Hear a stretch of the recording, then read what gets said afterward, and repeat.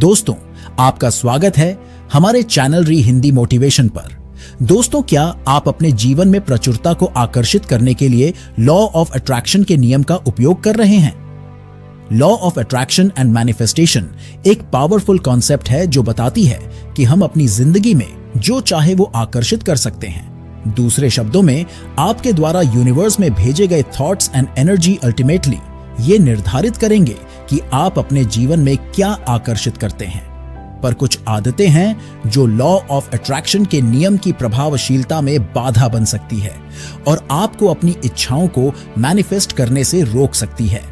दोस्तों, इस वीडियो में हम उन डेडली हैबिट्स पर चर्चा करेंगे जो आपके जीवन से लॉ ऑफ अट्रैक्शन के नियम को खत्म कर सकती है।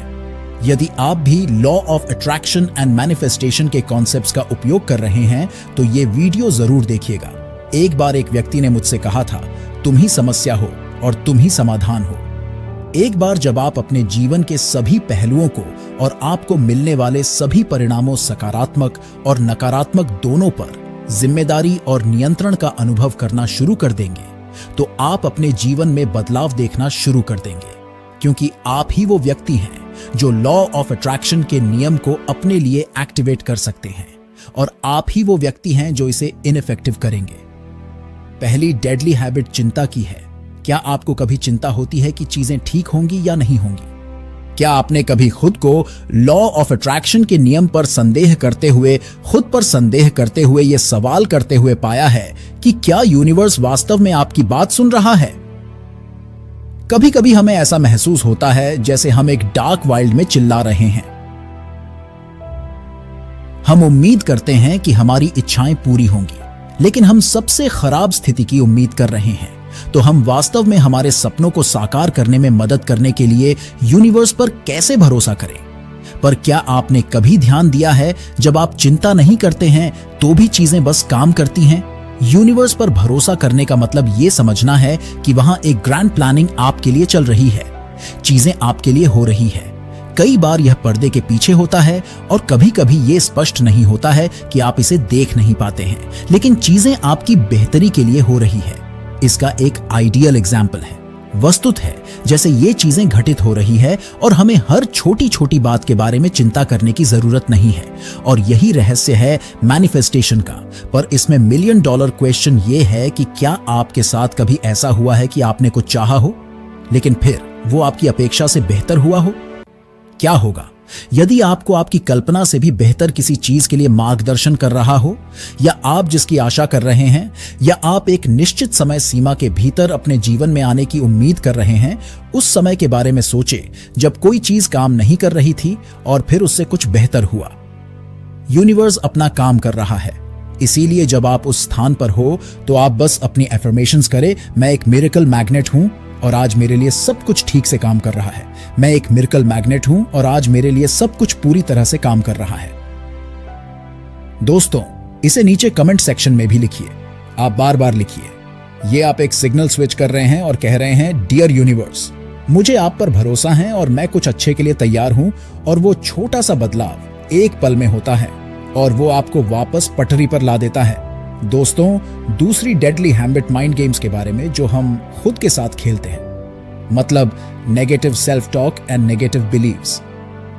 हम सभी ने खुद को यह सोचते हुए पाया है, मैं ये नहीं कर सकता, मैं इसके लायक नहीं हूं, जो मूल रूप से उन सभी अच्छी चीजों के लिए दूर रहने का संकेत प्रसारित कर रहा है जो आप सीधे यूनिवर्स में भेजते हैं।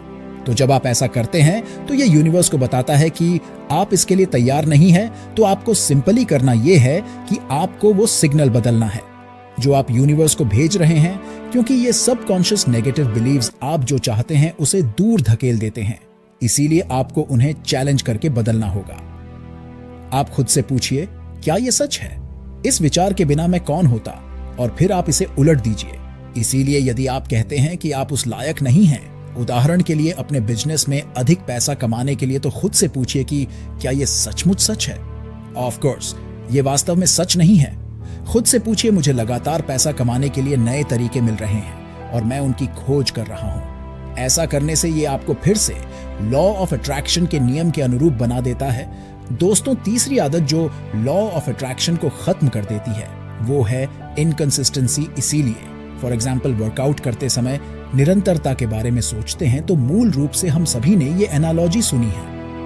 आप इसे एक बार भी नहीं कर सकते और लॉ ऑफ अट्रैक्शन के साथ भी यही बात है। तो यदि आप सोचे कि जब आपने पहली बार चलना या बाइक चलाना सीखा था तो क्या आप बस बाइक पर चढ़े थे और फिर एक प्रोफेशनल बाइकर की तरह चलाना शुरू कर दिया था? नहीं, इसमें अभ्यास की आवश्यकता थी ना। आपने इसे हर दिन किया ताकि ये एक सबकॉन्शियस हैबिट बन जाए। पर किसी चीज को बार बार करने से फर्क क्यों पड़ता है? दोस्तों, न्यूरॉन साइंस ने साबित किया है कि जब आप कुछ दोहराते हैं तो आप वास्तव में अपने मस्तिष्क में न्यूरल पाथवेज को मजबूत कर रहे होते हैं। Manifestation and law of attraction सिर्फ स्पिरिचुअल एक्सरसाइज नहीं है, ये न्यूरोलॉजिकल भी है, क्योंकि वो पैटर्न आपके ब्रेन सेल्स में मजबूती से जुड़ जाते हैं और फिर आपका मस्तिष्क लॉ ऑफ अट्रैक्शन के नियम के लिए एक ऑटोमेटिक सिग्नल बनाना शुरू कर देता है। जितना अधिक आप कुछ करते हैं वो रास्ते उतने ही मजबूत और अधिक कुशल बन जाते हैं।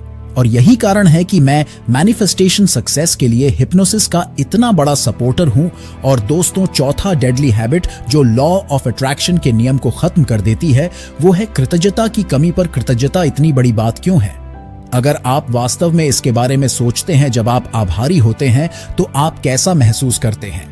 ऑब्वियसली आप खुश महसूस करते हैं, आप संतुष्ट महसूस करते हैं और वो भावना एक चुंबक की तरह, एक संकेत जो आप यूनिवर्स को भेज रहे हैं। जब आप अपने पास मौजूद अच्छी चीजों पर ध्यान केंद्रित करते हैं तो आप ब्रह्मांड के साथ अधिक सकारात्मक अनुभव के लिए मंच तैयार कर रहे हैं, क्योंकि आप यूनिवर्स से कह रहे हैं, डियर यूनिवर्स, मुझे ये पसंद है, क्या मुझे इसमें से कुछ और मिल सकता है?